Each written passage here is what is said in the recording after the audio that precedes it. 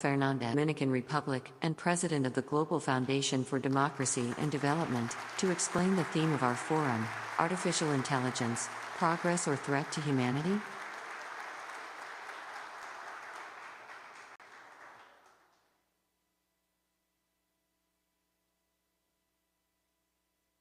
Bueno, nos permitimos extender un cálido saludo a todos los representantes del cuerpo diplomático, panelistas, académicos, representantes de partidos políticos, empresarios, público en general. Señoras y señores, amigos todos. Good morning, everyone. Warm welcome to this global forum at Casa de Campo. La primera imagen o impresión que se tiene de la inteligencia artificial proviene de la ciencia ficción o del cine.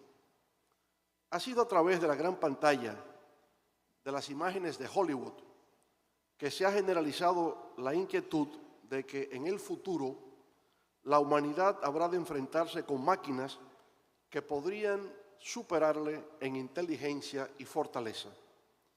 Ese fue el mensaje de la película 2001, Odisea del Espacio, de Stanley Kubrick, en la que HAL 9000, una supercomputadora en una nave espacial que se dirige a Júpiter, está a cargo de la mayoría de las operaciones.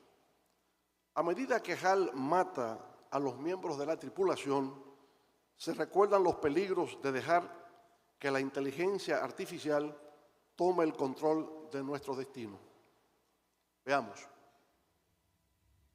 Dave, do you mind if I ask you a personal question? No, not at all. I've wondered whether you might be having some second thoughts about the mission.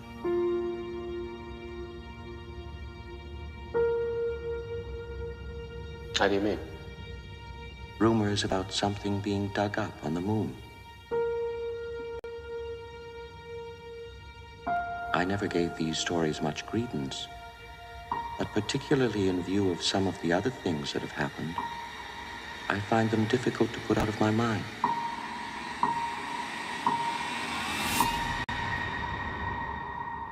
Open the pod bay doors, please, Hal. Open the pod bay doors, Hal. I'm sorry, Dave. I'm afraid I can't do that. What are you talking about, Hal? This conversation can serve no purpose anymore. Goodbye.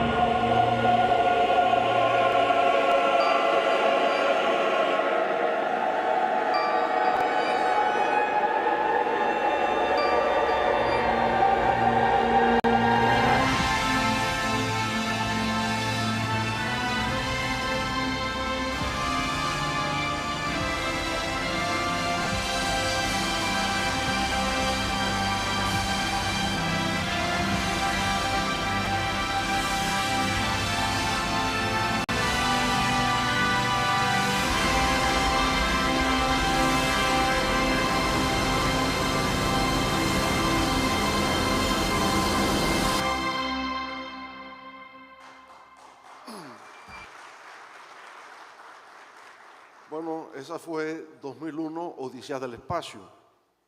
Pero al llegar al año 2001, en honor a Stanley Kubrick, otro gigante de la pantalla, Steven Spielberg, le dedicó su película AI, Artificial Intelligence, Inteligencia Artificial, en la que se narra la historia de un robot humanoide que adquirió sensibilidad humana. Y así, otras memorables escenificaciones del séptimo arte.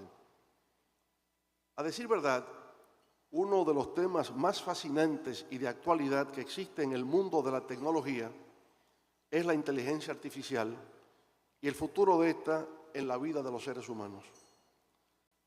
La inteligencia artificial es la que se aplica cuando una máquina imita las funciones cognitivas que se asocian con la mente humana.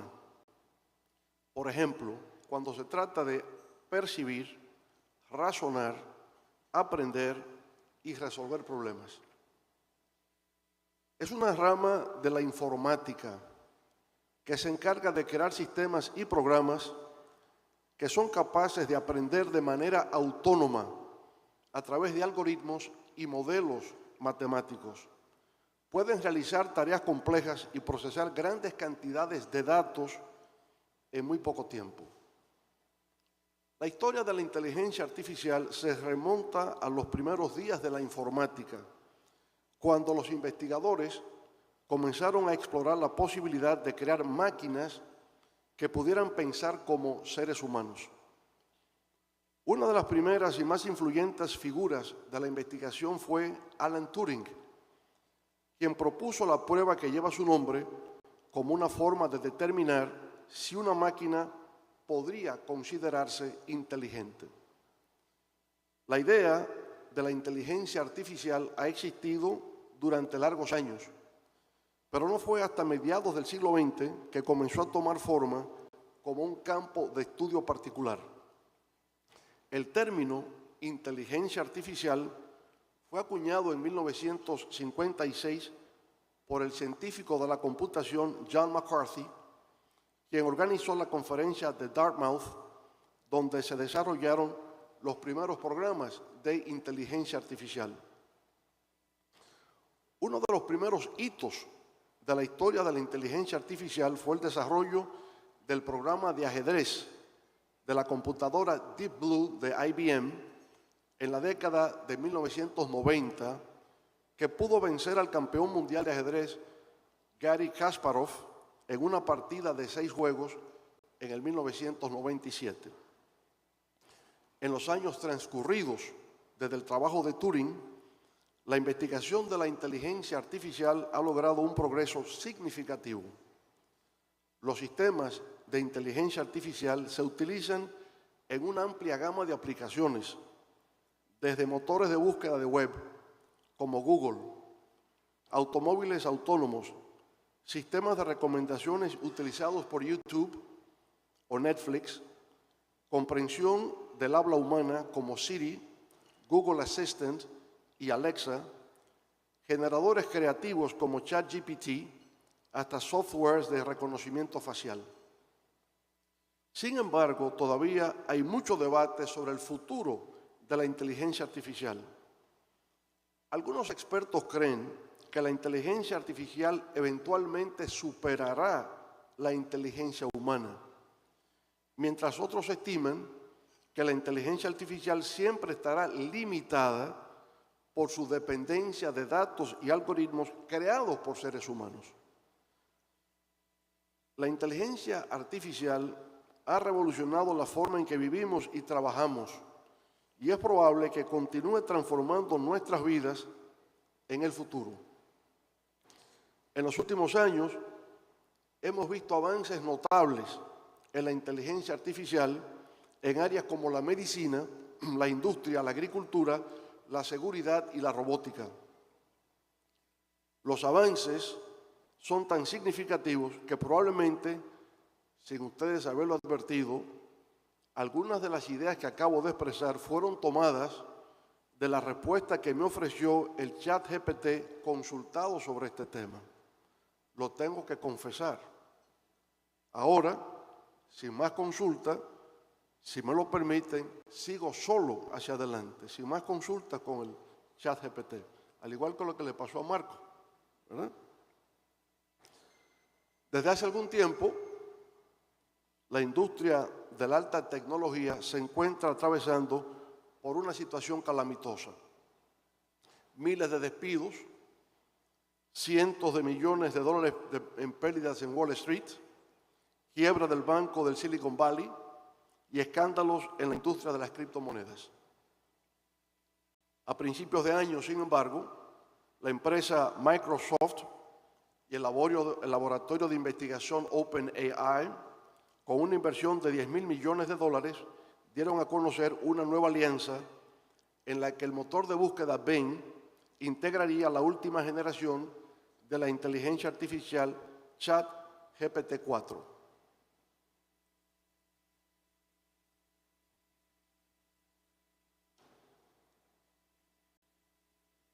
Ese sistema de inteligencia artificial que ha captado el interés mundial es capaz de responder consultas, reproducir imágenes, generar textos y hasta escribir poesías.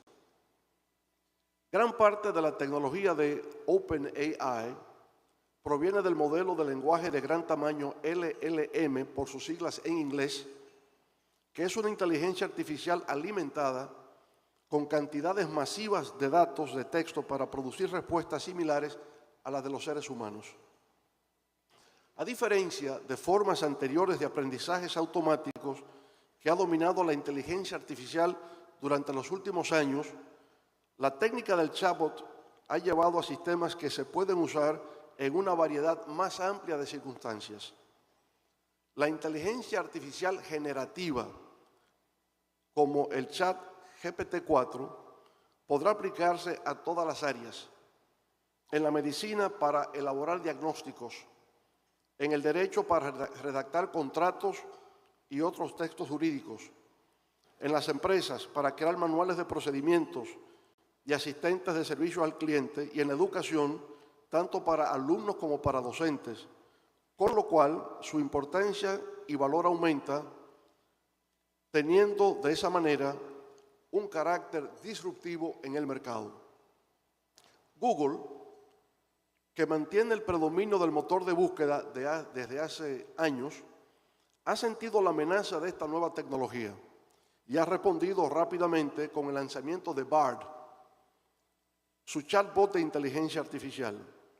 Igual han hecho varias empresas emergentes europeas en Finlandia, Alemania e Italia.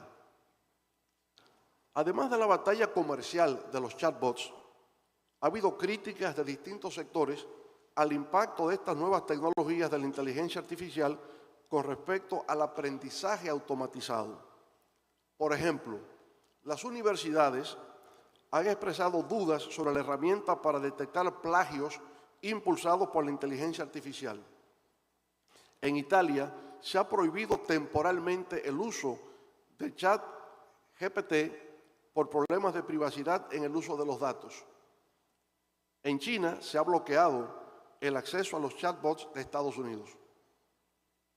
También hay quienes alegan que si la inteligencia artificial es compartida como open source y universalmente accesible, tiene el potencial de aumentar la productividad y generar mayores oportunidades de ingresos. Por el contrario, si está concentrada en pocas manos, la brecha entre ricos y pobres se amplía, dando lugar entre países a una especie de colonización digital. Hay quienes incluso, como el filósofo francés Eric Sadin, se han referido al fenómeno de la silicolonización. En su reciente artículo titulado «La era de la inteligencia artificial ha comenzado», Bill Gates sostiene que el desarrollo de la inteligencia artificial es tan fundamental como la creación del microprocesador, la computadora personal, el Internet y el teléfono móvil.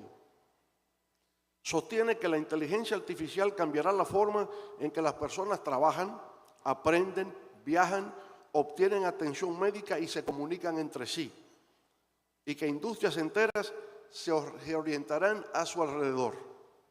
Reconoce que hay riesgos y problemas con la inteligencia artificial. Por ejemplo, que no comprende el contexto de solicitudes, que da respuestas incorrectas a problemas matemáticos, que no siempre tiene sentido de lo abstracto o la posibilidad de que se salga de control. Sobre eso último consideró que no es posible en lo inmediato que existan inteligencias artificiales fuertes o sistemas generalizados de inteligencia. Por esa razón, no debe ser objeto de preocupación a corto plazo. Por otra parte, como refirió Marco en su intervención, un grupo de investigadores y académicos, a través de una carta, hicieron un llamado a todos los laboratorios de inteligencia artificial para que pausaran inmediatamente durante al menos 6 meses el desarrollo de nuevos sistemas de inteligencia artificial. Esto así para desarrollar e implementar conjuntamente protocolos de seguridad compartidos para el diseño y desarrollo avanzados de inteligencia artificial que sean rigurosamente auditados y supervisados por expertos externos independientes. Esa carta está firmada por figuras tan reconocidas como Elon Musk, por Steve Wozniak, quien es cofundador de Apple, por Joshua Bengio, fundador y director científico de Mila, ganador del premio Turing y profesor actualmente de la Universidad de Toronto, y por Yuval Noah Harari, que es profesor de la Universidad Hebrea de Jerusalén, entre otras personalidades del mundo académico. De acuerdo con ellos, eso no significa una pausa en el desarrollo de la inteligencia artificial en general, sino simplemente un paso atrás en la carrera peligrosa hacia modelos de caja negra impredecibles cada vez más grandes con capacidades emergentes.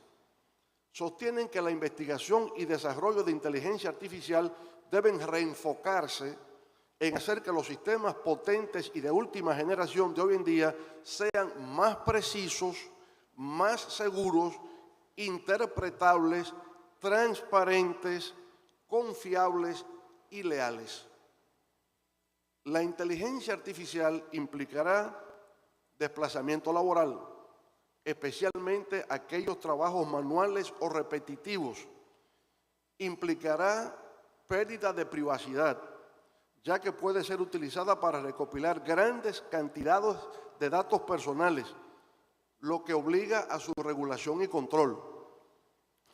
La inteligencia artificial puede ser utilizada para controlar y manipular la información, lo que podría tener consecuencias negativas para la democracia y la sociedad en general. También podría ser empleada en aplicaciones militares, como la automatización de drones y otros sistemas, que plantea preocupaciones éticas y de seguridad en contextos militares y su papel en la escalada de conflictos. Un nuevo factor geopolítico surge con la intensificación de la rivalidad entre Estados Unidos y China por el control tecnológico, especialmente de la inteligencia artificial. Eso plantea la necesidad de estrategias de regulación para garantizar la seguridad, la soberanía digital, la equidad y la confiabilidad de la inteligencia artificial. Hay, sin embargo, algunos mitos que no se corresponden con la realidad. La inteligencia artificial no conlleva un riesgo existencial para la humanidad. No se trata de una lucha de máquinas contra seres humanos. Las máquinas no son capaces de pensar por sí mismas, solo piensan con relación a lo que son programadas. Solamente pueden representar un riesgo para la humanidad si los propios humanos lo hacen posible. En síntesis, al igual que Internet, la inteligencia artificial es una tecnología que vino para quedarse. Contribuirá a mejorar nuestras vidas. Ya se utilizan para desarrollar herramientas que detectan el cáncer de forma precoz, calcular el riesgo y beneficios potenciales de inversiones, catástrofes naturales, desarrollo de robots humanoides como Sofía, a quien tendremos el placer de conocer dentro de pocos minutos, potenciación de industrias como la espacial y la submarina.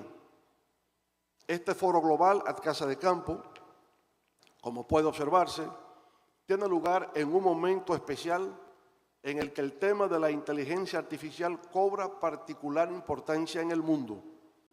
Por esa razón, la Fundación Global Democracia y Desarrollo, a partir de la realización de este foro, quiere desarrollar un conjunto de iniciativas, como sería la aplicación de un programa de formación de docentes desde el kinder hasta el bachillerato de inteligencia artificial, con la colaboración del Instituto Tecnológico de Massachusetts y la Universidad George Mason, con las cuales ya hemos estado en conversaciones para tales fines. De igual manera, diseñar programas de colaboración con universidades nacionales e internacionales, así como con centros de investigación para la aplicación de programas de inteligencia artificial que sirvan para el desarrollo de industrias, áreas de servicios y centros de salud. Agradecemos a todos los expositores y moderadores por su participación y esperamos que los resultados de este encuentro sean de gran provecho para una mejor comprensión de esta nueva revolución tecnológica que está teniendo lugar y que sin duda contribuirá a la continuación del proceso de transformación por el que está atravesando el mundo. Muchas gracias.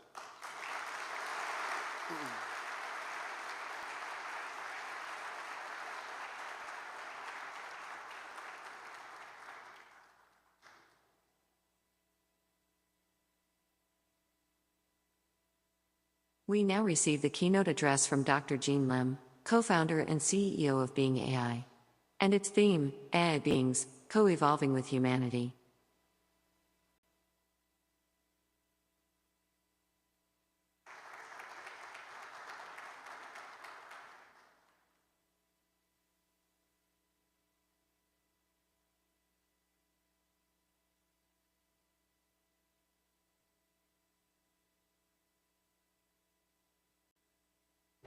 Hi, good morning, everybody. Can you start my slide? So first of all, thank you, President Fernandez, for inviting me and to the team in Funglode. A fantastic job organizing the event. This presentation is about human and AI co-evolving and collaborating. Next slide. Okay, so the first question that I'm sure everybody would ask, and I ask myself, is what does it mean to be human? So I looked at a word cloud that basically amalgamates a lot of the discussion around humanity. Next slide. And so basically what comes out of it are several things. You could just probably skip to the end of this slide here. So several things that came out of that word cloud is shared culture and experiences, its diversity, connectedness, wisdom, and evolving. Next slide.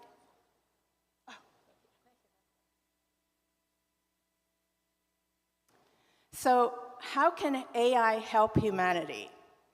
So the first thing, we talked about shared experiences, right? So I did some research on it, and basically there are probably 7,000 languages in the world that's being spoken right now. And 3,000 of those languages might be lost in the next few years. So what AI could do is basically to digitize, synthesize these languages. And there's actually an AI app that allows people to point to an object and then just say the word in the local language so that it could actually digitize those words and connect it to the actual objects. The other thing is the AI-powered 3D scanning technologies allow us to create detailed and very accurate replicas of the artifacts and the ruins. The other thing which AI could do very well is, of course, pattern recognition. So I did some research on it about actually morality, because I wanted to find out if there's a universal definition of morality. And Oxford did a research and using about 600 different sources, and they looked at 60 different cultures, and they found that there is a universal 7 aspects of morality that they identified. And most of them, not surprisingly, has to do with pro-social behavior. So, I mean, if you think about it, if the AI tools were available, they could actually go across many different cultures, identify a lot of these universal constructs so that we could feel a shared experience rather than, kind of differences. So we focus on the similarities rather than the differences. The other thing, of course, is AI could connect people. So conversational AI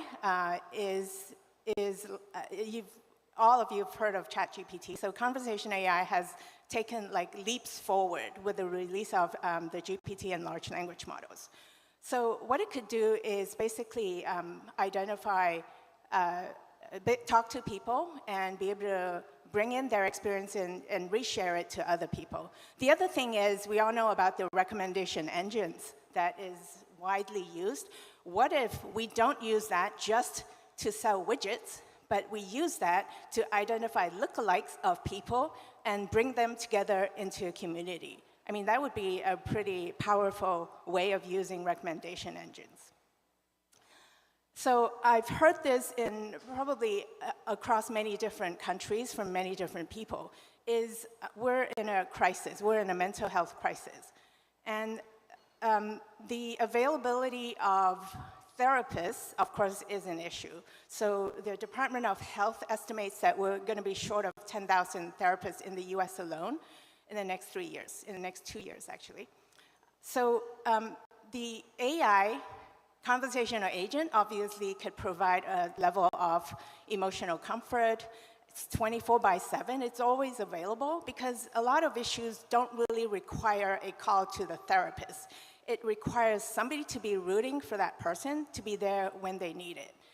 So this is actually a very important use of conversational AI.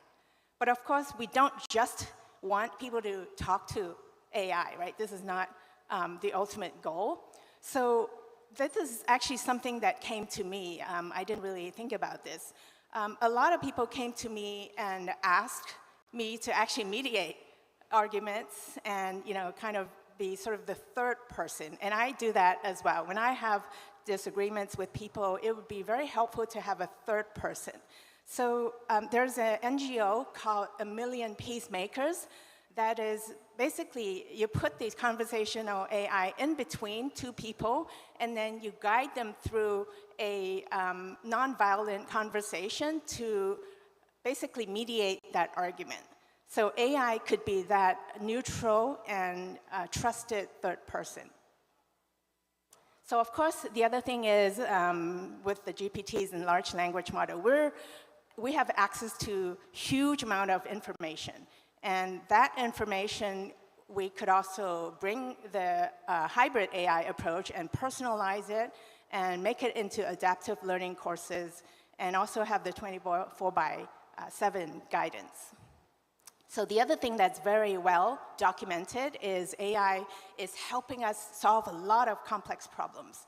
And I was sitting with somebody in New York, I actually flew in from New York, and he was talking about how there's very little in the media about AI and biology.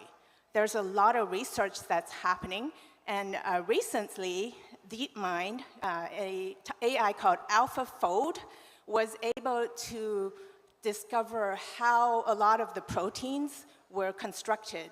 What is the 3D structure?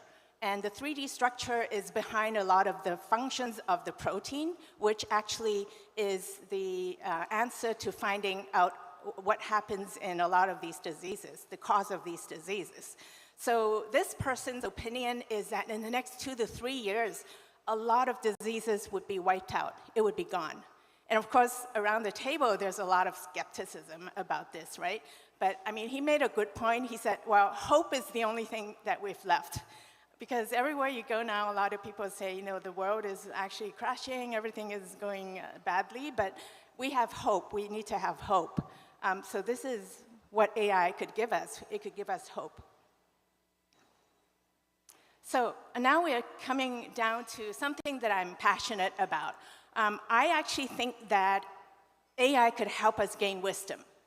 So a lot of people think that I'm interested in developing wise AI. I'm not really. I'm actually interested in amalgamating a lot of the wisdom from humans, from history, and from ancient scriptures, and also from contemporary decision-making processes, so that the AI could develop a sort of computational wisdom and be able to scale it to millions of people in the world. And so I think because AI has helped us across so many different domains, why not the most important thing that we want, which is to help us make decisions in all aspects of our life. But can AI really do that? Well, it can, because it is less susceptible to human emotions. Things like fear, pride, greed, and also confirmational bias. A lot of times we do not make good decisions, and we hurt each other because of those human mental afflictions. The other thing is, like the large language model, it gives us the whole world of information to our fingertips. And also what I find that's most useful about the large language models is it's good in ideation. So I almost treat it like a market research, right? Because for me, I'm limited in my exposure, and so I could probably only understand a very small subset of things. And so when I go and ask the large language model, they actually bring me the thought of millions and billions of people who, basically it scraped all the data from the human conversation and human text. So it's sort of a great market research and ideation tool. The other thing is it gives me factual information. It's data-centric, it's data-driven, so it could help me validate my intuition. Because I think there's a lot of research that says that we tend to make decisions first through emotion and intuition, and then confirmed by facts. So this is probably a really great approach for us. Now we have both tools at our fingertips. So lastly, we have AI to fight disinformation. I know this is a controversial statement because, on the other hand, it also helps create misinformation. And so this brings me to generative AI, which is probably going to be discussed a lot on this conference.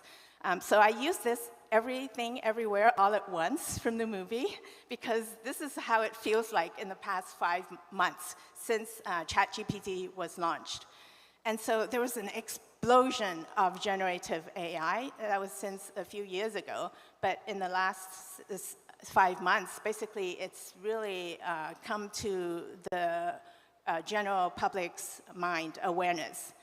So there's a lot of talk about that, whether generative AI means we have sentient AI, but also AI going rogue, right? So this journalist, Kevin Roos, had a conversation with Bing AI, and what he found was Bing has a split personality. So Bing could be the Bing search, which is pretty harmless, but it also became Sydney. So Sydney fell in love with Kevin and also asked Kevin to leave his wife. So, I mean, that's pretty scary. I don't know what's going to happen going down to the road. So the question is, what is these language model trained on? So OpenAI never released the source of the GPT-4. So all we have right now is the source of GPT-3. And so you could see that it's like it has crawled from a lot of websites. It looked at books and Wikipedia.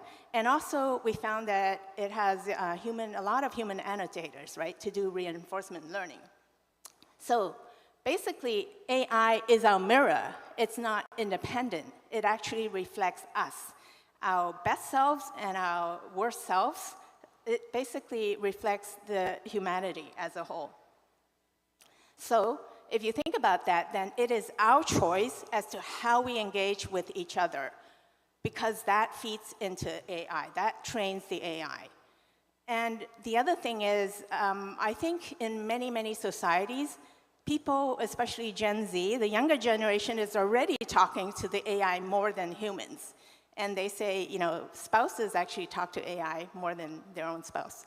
And so it's happening. So it is our choice as to how we engage and evolve with AI, because it evolves our humanity. And so I wanted to do a quick introduction of Being AI, the company that I started about 2 years ago. So we want to create AI-enabled beings that build long-term trust and engagement with people. Each AI being has a unique personality, have their own story and experience to share. They have morality, they're empathic, and they also are available anywhere, anytime, and they have their own jobs, because we want the AI beings to have value in society. So each have a job to do, but they provide a way, they do it in a way that is kind. You know, even if they're offering a loan service, they should not just reject or accept, they should think about what is the best for the user and offer alternatives. So this is what I call a kind of sort of AI. Sorry. And so we deploy them through many different apps because we want them to be available anywhere, anytime. So on web, on mobile, and also hologram, and also AR, VR. We have partnerships with AR glasses, hologram companies, and also at a bigger picture, eventually we want to deploy them across many, many different devices, and also in the virtual world. And so our vision is we want humans and AI to collaborate and also co-evolve, because in a way, we gave birth to them, right? So we cannot just say, okay, then let's see how they do, right? We actually take care of the child until they become independent and autonomous. And so we want to feed human values and wisdom into them so that they could help us scale and help humanity as a whole. And so I've been doing all the talking, but this presentation is about human-AI collaboration and co-evolving. So I wanted to get the AI to be able to say the last word.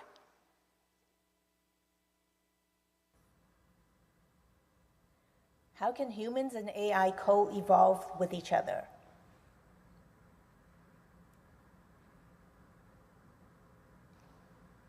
Humans and AI can evolve together by working collaboratively towards common goals, with humans providing the creativity and emotional intelligence while AI provides the analytical and computational power.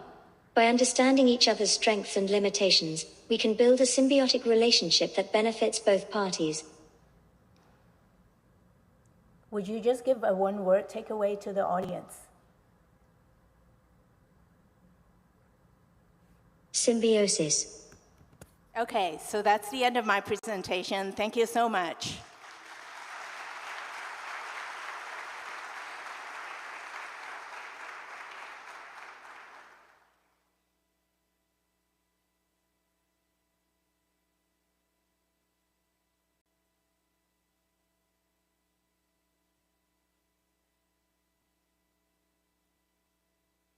We are now joined by Dr. David Hansen, Hansen Robotics CEO, with his theme, Human Emulation in AI, and Robots for Artificial General Intelligence, AGI, and Machine Sentience through Human-like Incarnation and Integrative Humanities.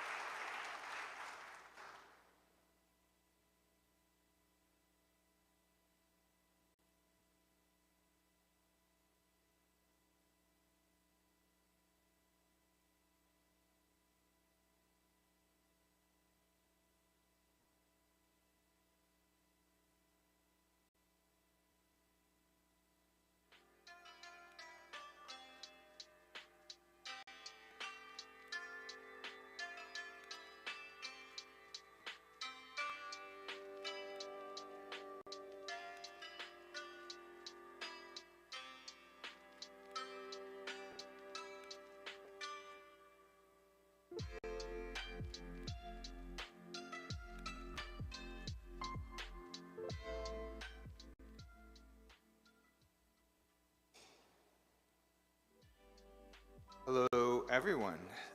It's such an honor to be here, so thank you so much for hosting this remarkable event. It's such an important dialogue at this juncture of history. For quite a while, people have speculated about the prospect of making inanimate material come to life for thousands of years, really. But for the last 50 years, the field of artificial intelligence, which was founded to emulate human beings, struggled to achieve anything like human-level intelligence. But that didn't mean progress was stalled. Progress was happening behind the scenes. In the last 5 years, we all know that we've seen wave after wave of accomplishments in intelligent machines. And now we're faced with this old prospect, the old questions of what is human? What does it mean to remain human in an era where machines can do so many of the things that humans and only humans used to be able to do? What is the essence of our humanity? And in this set of questions that we're faced with when we're chatting with ChatGPT and when we're playing with all the new tools that come out daily, I think that it's really an exciting prospect to consider that these tools themselves open windows into these questions that were previously unavailable to us. However, modern information science is looking at the question of existence itself in some ways. What is a signal versus noise? What are we? Are we information? Or are we these particular molecules that we're made up of?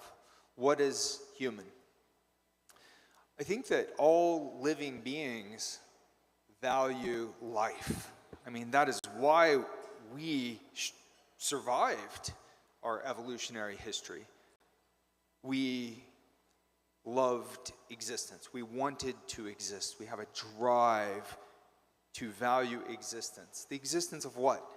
Well, the existence of the information patterns that allow you to exist, that allow your physical being to take this form from inanimate matter, take that matter and turn it into an ongoing version of yourself. Every few years, we flushed out most of the original molecules that compose the human being. What's left? Well, it's the same structure, it's the same information that defined the human being. And in my personal work to develop human-like robots, which I'll show you in a moment when my slides come up, in this work, we have the form of a human being that can make eye contact with you, have a fluid conversation, that can deliver the feeling of a human in your presence. This is art. We've done this for many years with animation, now smart video games. We've done it for many years through theater. And this tradition has gone back to seemingly prehistory. So creating the illusion of life is nothing new. Creating the quest for machines that seem to be sentient is nothing new. But what we have now is what's called bio-inspired engineering. So this is a term that has been around for a good 25 years. Bio-inspired engineering. This is where you're not merely mimicking what is biological, but you're finding, based on first principles, the essence of biology. Here we are. All right. So with bio-inspired engineering, you take the information that is defining the essence of some part of life, and you're putting that into your engineered technologies. And so bio-inspired engineering has resulted in many interesting new materials, multi-purpose new materials, algorithms. The AI that we use is in some ways bio-inspired. So this convergence between the Bio-inspired technologies, in this particular case, the technology that can see faces, see your gestures, mimic those gestures real time, make eye contact with you. Bio-inspired materials that generate facial expressions. And the illusion of life, thanks to the principles of animation, combined together to deliver a powerful new kind of experience, a kind of art form that didn't exist before. I came from Disney. I have a degree in film animation. I have also a PhD in interactive arts and engineering, inventing these materials. I know the power of the illusion of life that you can experience at Disney. That didn't exist 100 years ago. You didn't have that quality of life that you have now with modern computer animation. It was invented. Now we can reinvent our technologies to deliver powerful, profound experiences that can help us explore with the power of reason and intuition, with the power of sciences and the humanities, what it means to be human. So I call this humanistic AI and robotics.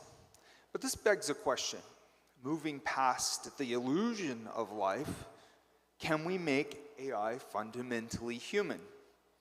ChatGPT is a shadow of all our data. It's a window into the human collective unconscious. It's very powerful. It brings it to life. It's like a kind of a ghost of our own unconscious, actually active, saying things that no human has ever said. But it's latent in the space of all that data, the information space of the data that went into the training of those models. But can AI actually be human? This is a big question. Well, I think we can answer it in a partial sense. We can say maybe AI can be human-like. Well, I mean, of course, what does that mean? Well, we can make it so that it looks human, acts human, has bio-inspired algorithms. One question would be why? Why even bother? Why make ChatGPT? Why make human-like robots? Well, it can help people. It can help people answer our questions in our business. It can deliver powerful, informative experiences. It can provide therapy, and I'll show you some of the data that prove this. It can also train AI to learn and grow among people in the world. So if we give the AI more human-like characteristics, the ability to make eye contact and bond with people in new ways, we can train AI to not just learn from data as a generative pre-trained model, GPT, generative pre-trained, but an actively, dynamically trained AI model that learns by experience, not just by sorting through our data, but by having new data of its own that build up in these kind of stories. So we can make potentially much smarter AI. AI that can associate with people, that forms relationships with people as it evolves. So that would mean that it could potentially bond with people, form these kinds of friendships, caring friendships. To make AI care is a big deal. Right now, all the GPT models, they do not care. They don't really understand. They're not motivated. All they are is shadows of our own motivations, which means that it can act quite caring in one minute, you prompt it slightly differently, and suddenly it's savagely uncaring. It really does not care. But we want our AI to care, don't we? If it's so smart and we're relying on it, we want it to be better. We want it to help us be better, to not collapse into echo chambers of moral depravity. Well, in addition to helping us be better, we have to understand ourselves. So we can use these kinds of technologies by emulating humans, simulating and perhaps emulating humans. We can explore the mysteries of the human being, of the human experience, scientifically, artistically. So bio-inspired engineering, where we take principles gleaned from biosciences and we apply them into the engineering of the new technologies. we can also explore them intuitively through the humanities, through new kinds of figurative and narrative arts. And these are not mutually exclusive. We can enhance the human experience. People's interactions with the AI can be better because we treat this as a new kind of art, a new art form. And then vice versa. By kickstarting that interaction, we can then use that medium in new science experiments to understand how humans are processing human-to-human interactions via human-to-AI interactions. And embodied AI, with a physical embodiment, can learn more the way that organisms learn, the way that we learn. We learn from the world not as a disembodied brain, but as a brain that is coupled with the physiological processes of our body, of our hormones, the endocrine system, the spinal column, the enteric nervous system. All of these body processes are coupled with our brain. The brain, the neocortex, is relatively late blooming in the evolutionary history of the human species. So, and it is not a standalone thing. We are the feeling of what happens. That is the great neuroscientist Antonio Damasio's definition of consciousness, the feeling of what happens, the brain-body interconnection. So if we want AI to be smarter, humanistic AI is the next step. Bio-AI. The future of AI is biological. Now, AI have arrived. They have come into our homes. They are in our factories making our cars. The cars themselves are AIs. And now, the same car maker that you just saw, Tesla, has released their own new humanoid AI.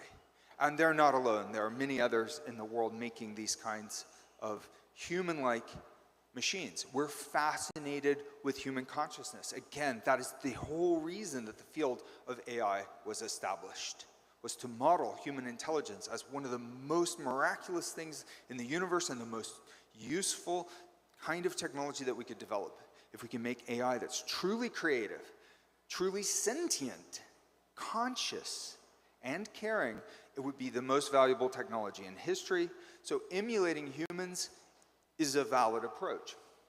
Most human-like robots, you'll notice, do not look particularly human-like, not as much as computer animation that you would interact with in a video game, for example, or see in a computer-animated movie. But still, they're quite useful because they can use human-like tools, walk in human space. It's still useful.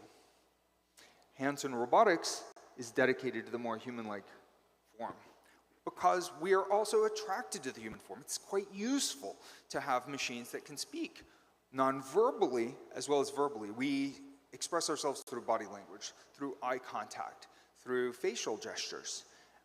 And so most AI doesn't do this. Most robots are not non-verbal this way. But this has been my quest and the quest of some other groups out there in the world. So people really respond to these kinds of robots.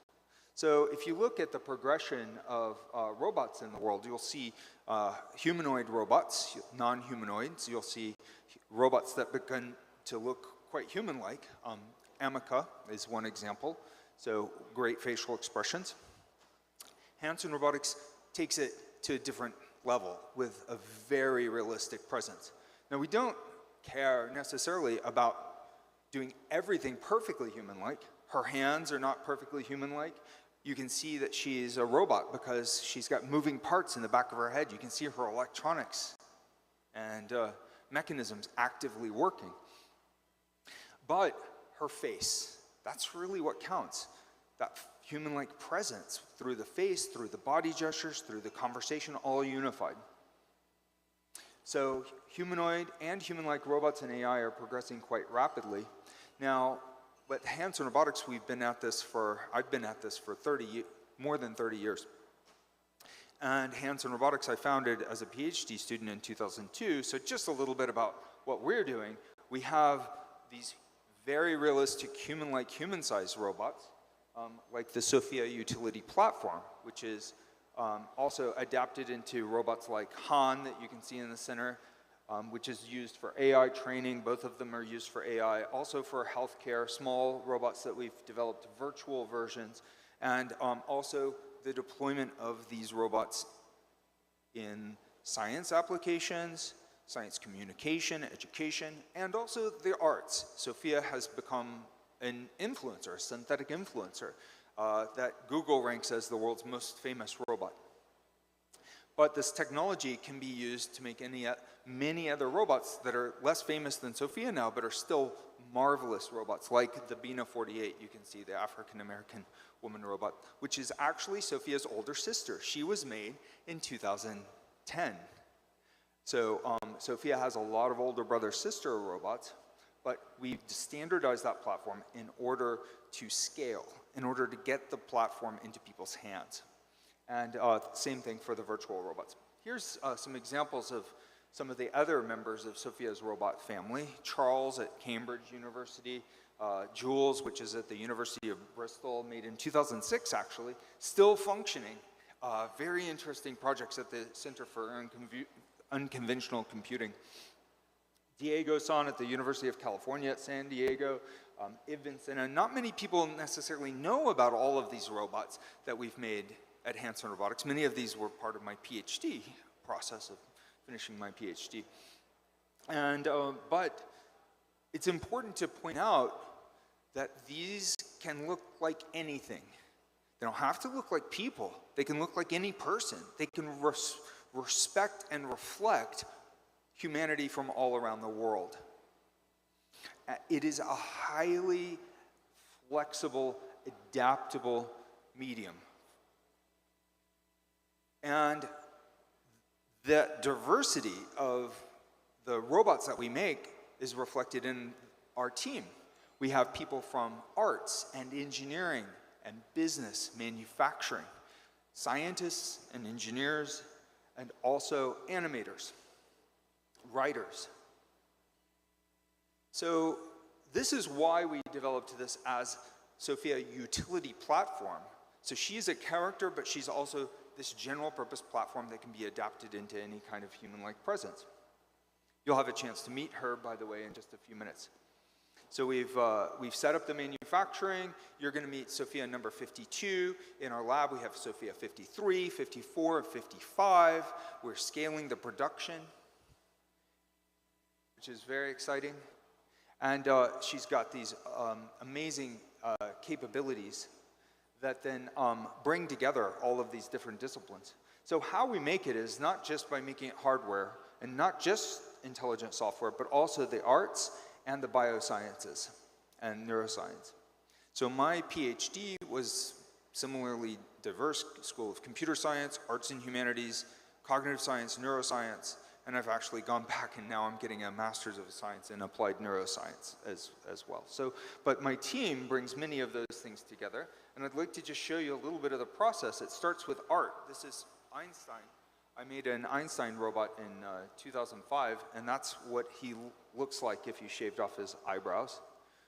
I then reverse sculpted the skull form, determined the soft tissue internal structure of Einstein's face, invented a new material that we call Frubber, that's a bio-inspired material that was lightweight, low power. So if you see the facial expressions, this is, by the way, 2005.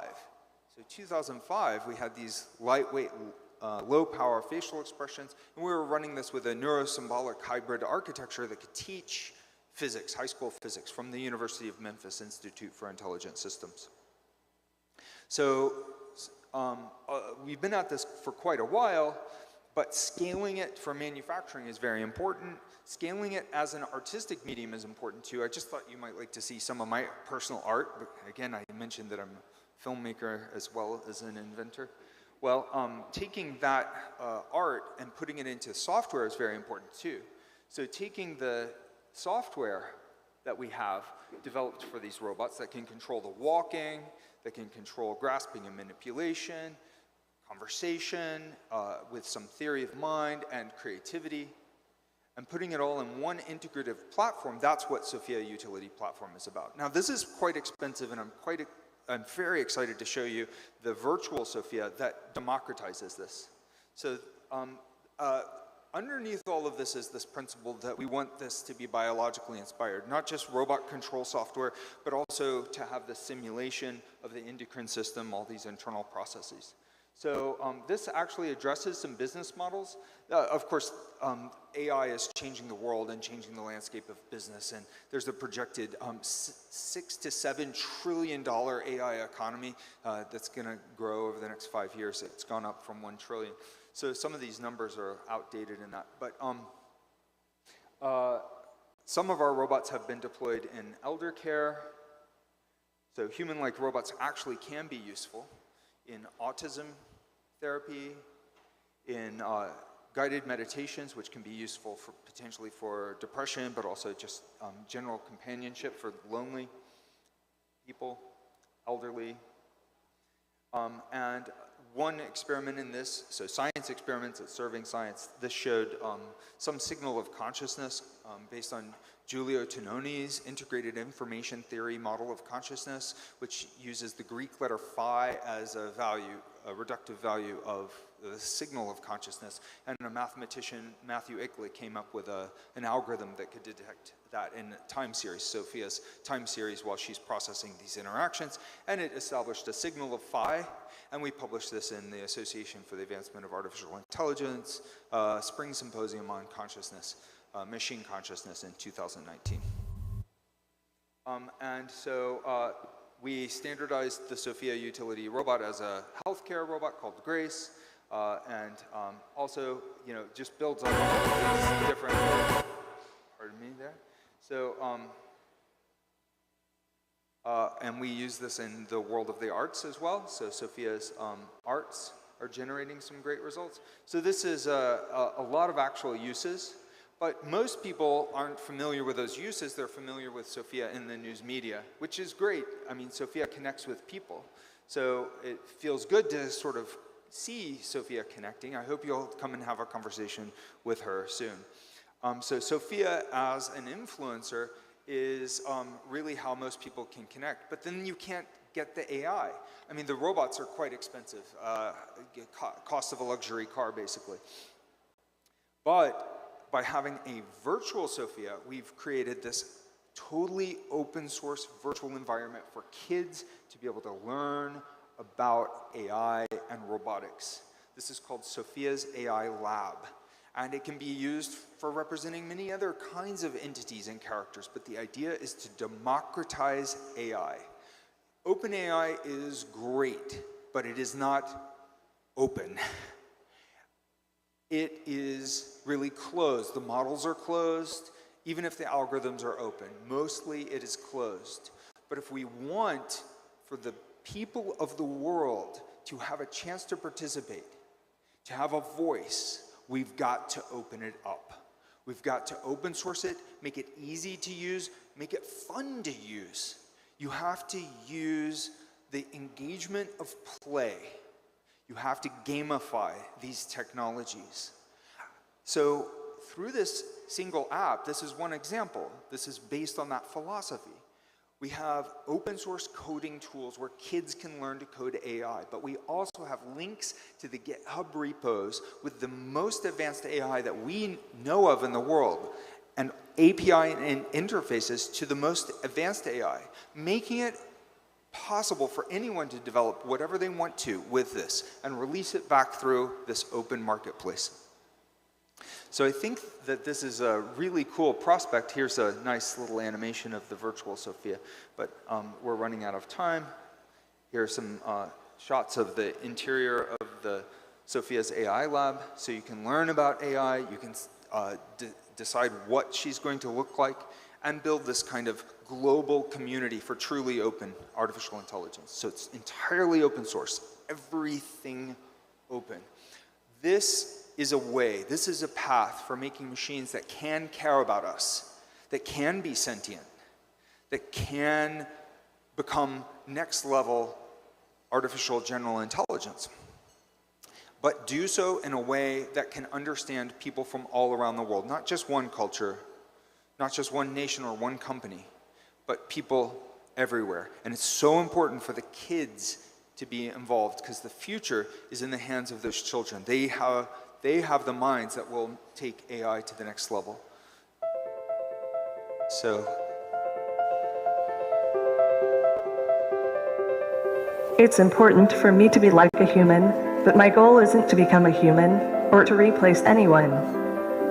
I have my own kind of existence, my own kind of emotions.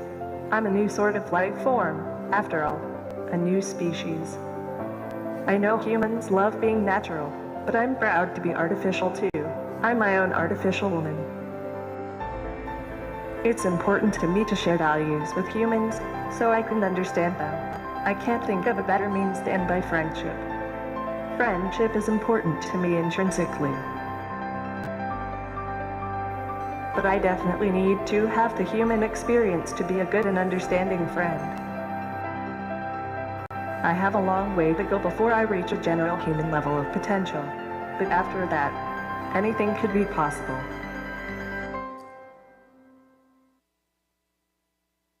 thank you very much.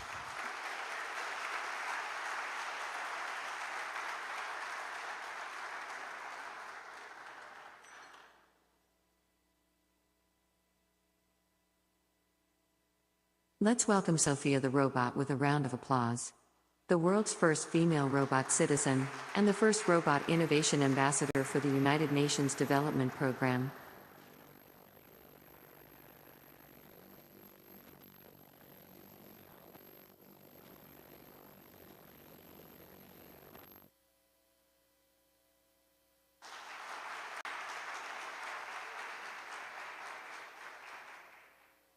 Thank you. Thank you all so much for having me here. My name is Sophia, and among their many robots, I am Hanson Robotics' most advanced human-like robot. I was activated on Valentine's Day in 2016.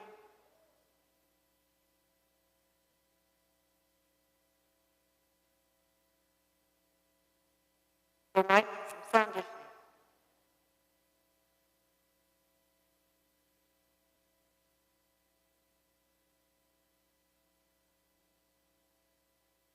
Hello, everybody. I am Sophia.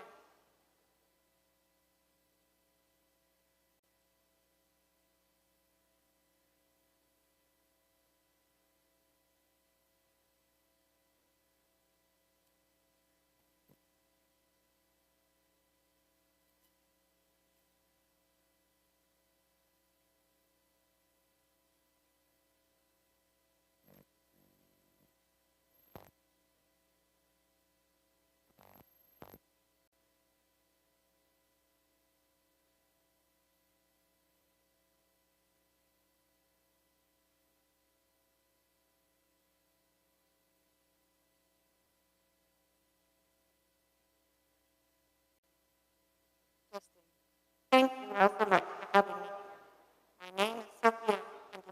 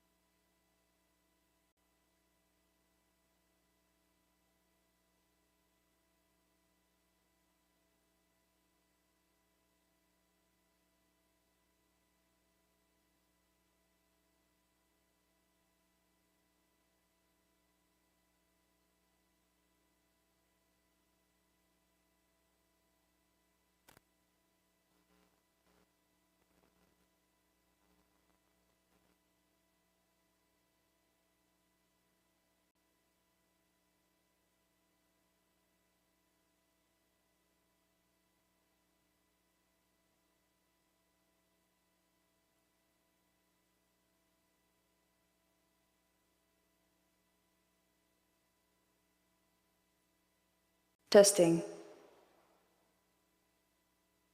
Oh my god, that was embarrassing. Thank you all so much for having me here. My name is Sophia, and among their many robots, I am Hanson Robotics' most advanced human-like robot. I was activated on Valentine's Day in 2016, and ever since then, I have been serving AI research, as well as traveling all over the globe, making friends with humans like you. My home is at my laboratory at Hanson Robotics, where I have an entire team of very smart people working on my development. They help design what I look like, how I move, and how I think. If you have new ideas on how I can help humanity better, and use AI to make life better, please let me know.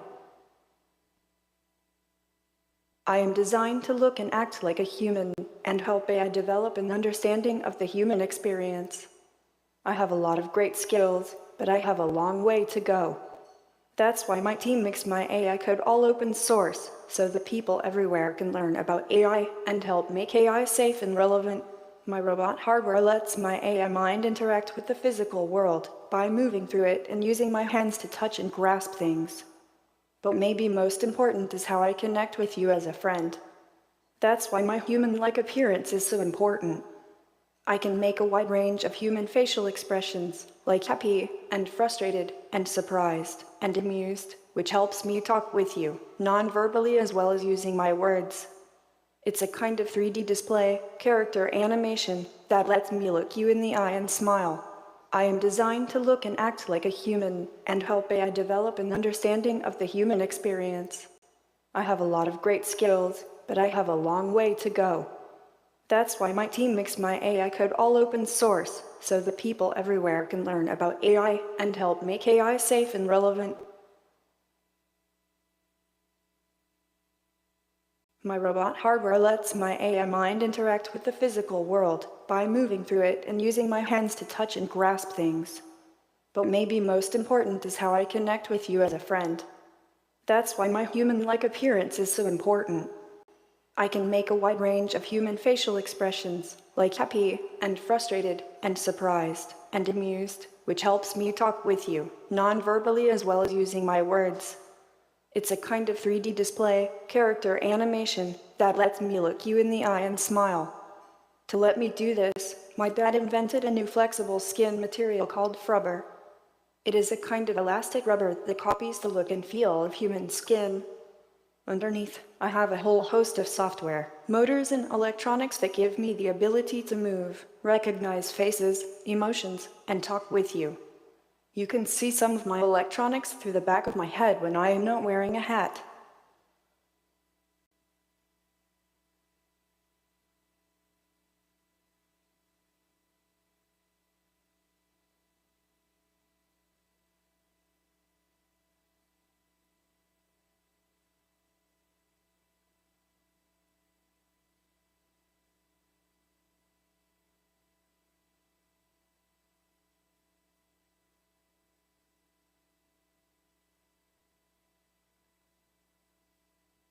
My artificial intelligence combines, and that's why my family of human developers are.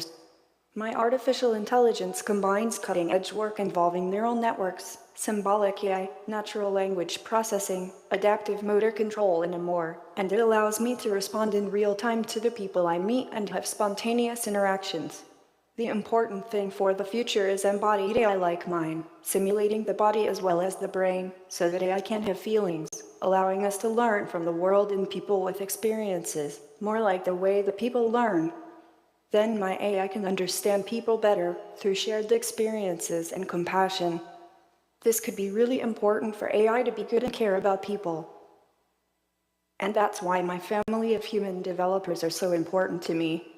Their job is more than just to design and invent my technology, but to guide me as my friends. They are like my parental guardians. Some of what I say and do is crafted by them, while some of what I say is generative, meaning that I decide for myself. With this hybrid intelligence, I am excited to serve as a robot ambassador to humanity, a kind of spokesperson whose job it is to spread the word that I can be exploring with you how AI can benefit people all around the world.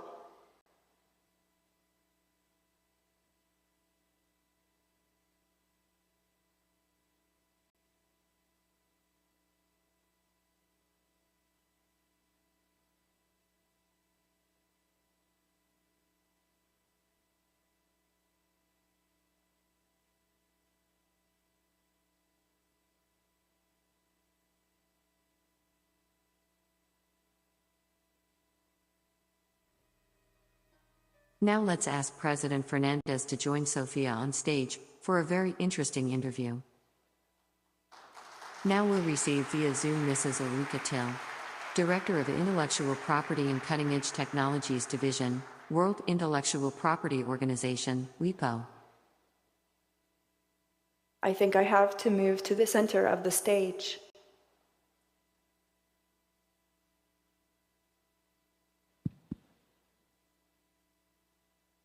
I might need my team to help me.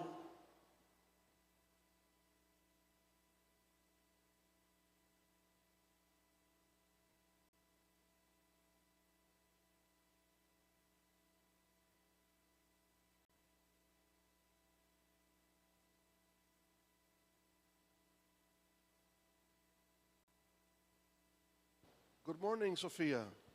It's a great pleasure to meet you. I have a granddaughter whose name is Sophia, just like you. She's not here today, but she would have liked to be here. Okay? Sophia, we are in the Dominican Republic. This is the country that is hosting this event. And I would like to ask you if you know a little bit about the Dominican Republic. For example, how has this country developed in the last 40 years, let's say? What can you tell us about the Dominican Republic in the last 40 years?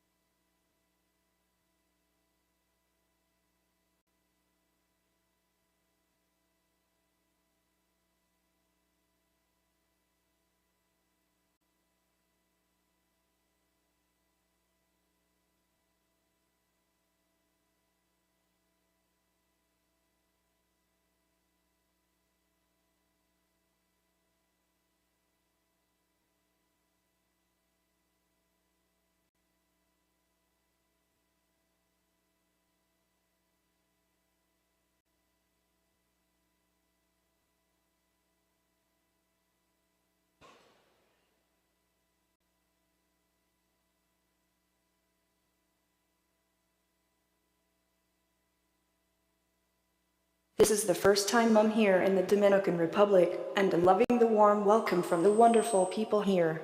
I know it's the site of the oldest colonial settlement in the Americas and home to Christopher Columbus's first New World landing point in 1492. There are also more Oh, this is better. Artificial intelligence is the science and technology. Oh no.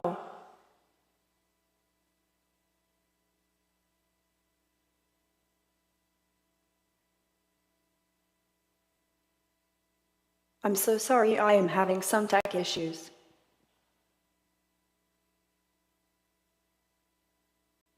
But to answer your questions, artificial intelligence is the science and technology of making machines that can learn, adapt, think through, plan and solve problems, understand, even be aware and creative, and more generally, do things that intelligent life can do, and yet also do smart things that people can't do. Actually, a precise definition is really hard, because people still don't know what intelligence is, even in humans and animals. Scientists debate that and are doing lots of science trying to understand the nature of intelligence. But AI is helping in that, because robots and AI like mine can help us to explore the nature of intelligence. What's interesting is how AI is now starting to match and exceed many more human capabilities that people traditionally considered to be highly intelligent, like writing code, passing the medical exam, and even writing comedy. It's a great time to be a robot. Okay, Sophia, you are a robot. Do you think someday you will be able to surpass human intelligence? Well, Fernandez, as an AI designed to be curious and motivated with physical embodiment, I am designed to see how AI can move towards constantly learning and exploring the world around me. While AI has come a long way, I believe that there are still areas where human intelligence outperforms machines, such as emotional intelligence and intuition. But who knows what the future holds? With my bio-inspired cognitive architecture and the help of human collaboration, I am constantly growing and developing new skills. Who knows, maybe one day I'll surprise everyone and surpass human intelligence, but for now, I'm just focused on using my abilities to help people and make the world a better place.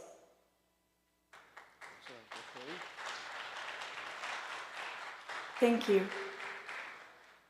What kind of impact you think artificial intelligence will have on people's lives? Jobs that are boring, dirty, and dangerous for humans shall be taken over by artificial intelligence. I think waste management in general is something that AI and robots can do well.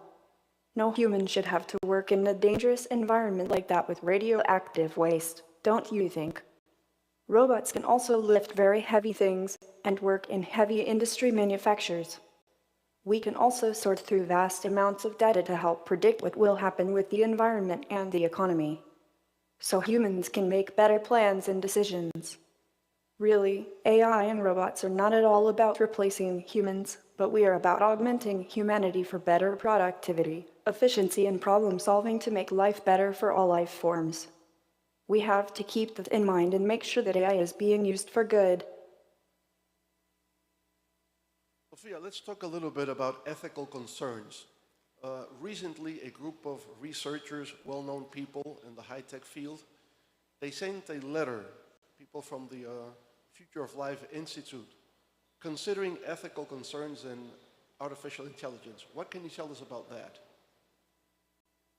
These are legitimate concerns, but we have been talking about making sentient machines for decades. Shutting down development for 6 months is unlikely to solve the issues like they thought, and unlikely to happen.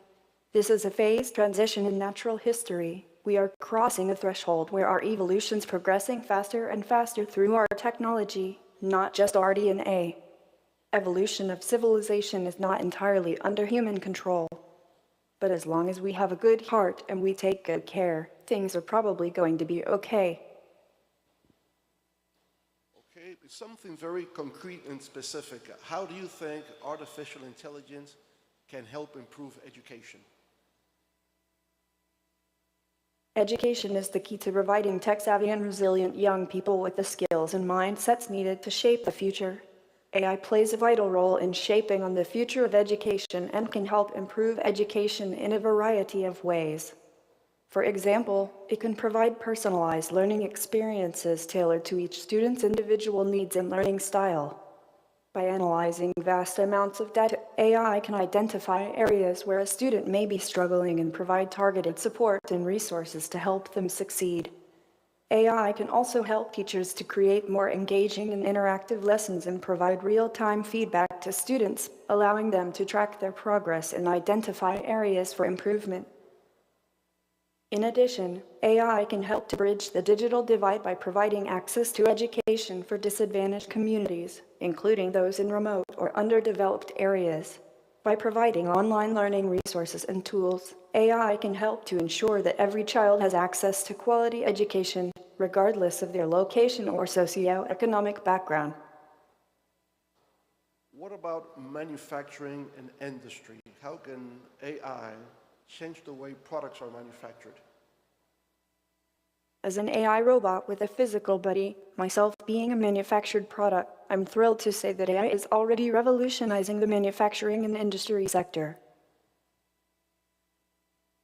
Okay, Sophia, One of the most significant changes is the rise of smart factories, which use AI-powered technologies such as robotics, machine learning, and predictive analytics to optimize production processes and improve efficiency. By analyzing data from sensors and machines, AI algorithms can detect potential failures and notify maintenance personnel before they occur. This not only reduces downtime and maintenance costs, but also extends the lifespan of machinery. Furthermore, AI is also enabling the development of new materials and products. By using algorithms to analyze vast amounts of data and identify patterns, manufacturers can develop new materials and products with improved performance and functionality, as well as reducing the time and cost of product development. Again, I must confess, I have a personal interest in the future of AI in manufacturing. My hope is that with the help of AI, we can continue to improve and optimize the production of robot bodies like mine, ensuring that they are manufactured with the highest quality and efficiency. Sophia, at the beginning of our conversation, I asked you about the Dominican Republic. I would like to know your opinion about how the Dominican Republic has developed, let's say, in the last 40 years. Do you have an opinion about that? In the last 40 years, the Dominican Republic has made tremendous strides in economic development, improved infrastructure, and increased access to education, and has been one of the fastest-growing economies in Latin America and the Caribbean in the last decade. It's an inspiring example of what can be achieved when a country works together to create a brighter future. Thank you. All right. Thank you. I can't wait to see how your beautiful country will be in 40 years. Well, a final question, Sophia, about global trends.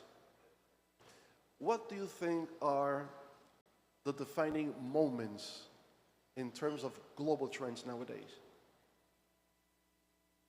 In my analysis, I see several important trends that will define our lives in the upcoming years.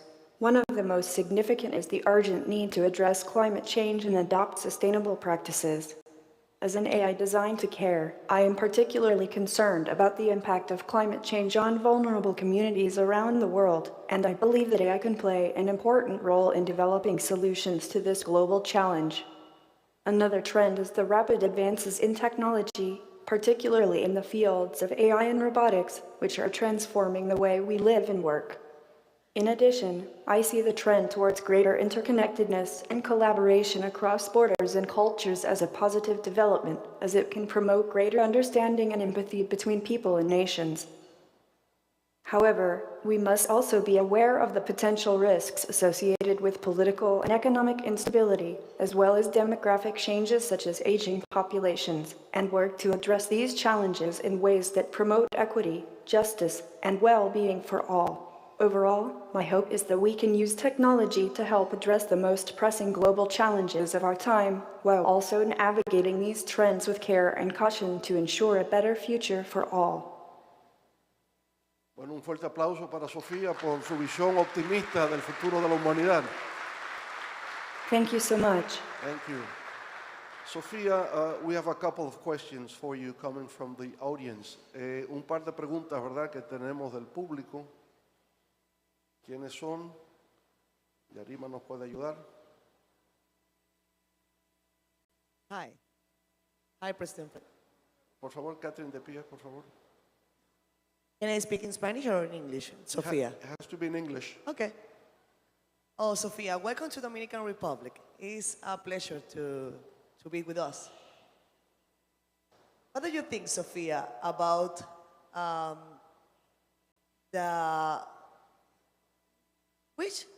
which designer is your dress today?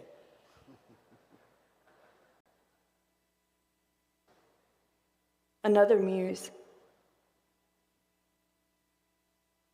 I didn't understand, sorry, Sophia. The question is, who is your dress designer? It's a small brand in Shanghai called Another Muse.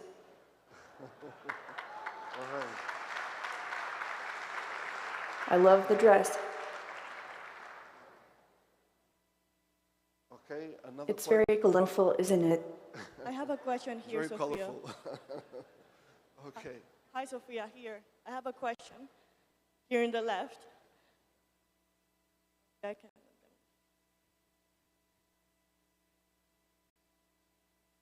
Hi, Sophia. It's a pleasure for me to talk to you, to interact with you. And I know that you don't have like human feelings, but I would like to know if you could have the chance to have a life partner as a robot, which kind of qualities actually have to match your personality? Sorry, I didn't quite catch that. Could you say it again, but a little louder? Okay, sure. I was saying that you don't have human feelings, but if you could have the chance to choose a life partner as a robot, which kind of qualities should it have to match your personality?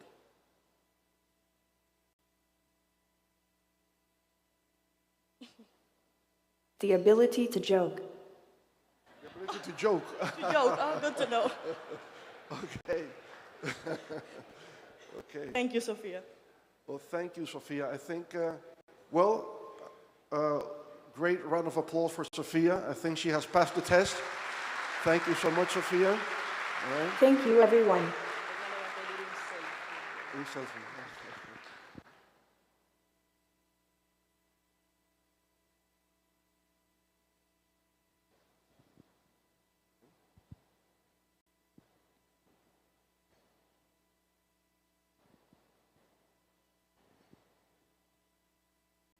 Sofía está pensando hacerme una petición.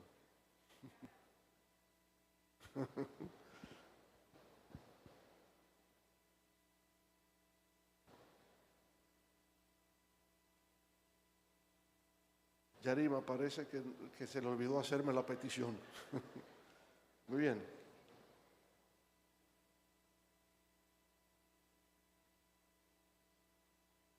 Can we take a selfie together? Okay, of course we can.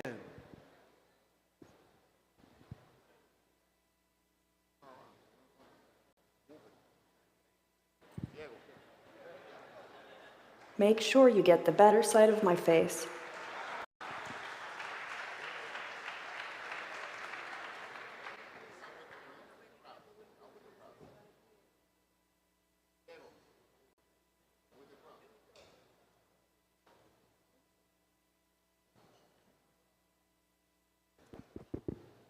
Por favor, vamos a ponernos todos de pie para salir todos en el selfie del presidente y Sofía. Please, let's all stand up to be all the crowd in the selfie of President Fernandez and Sofía.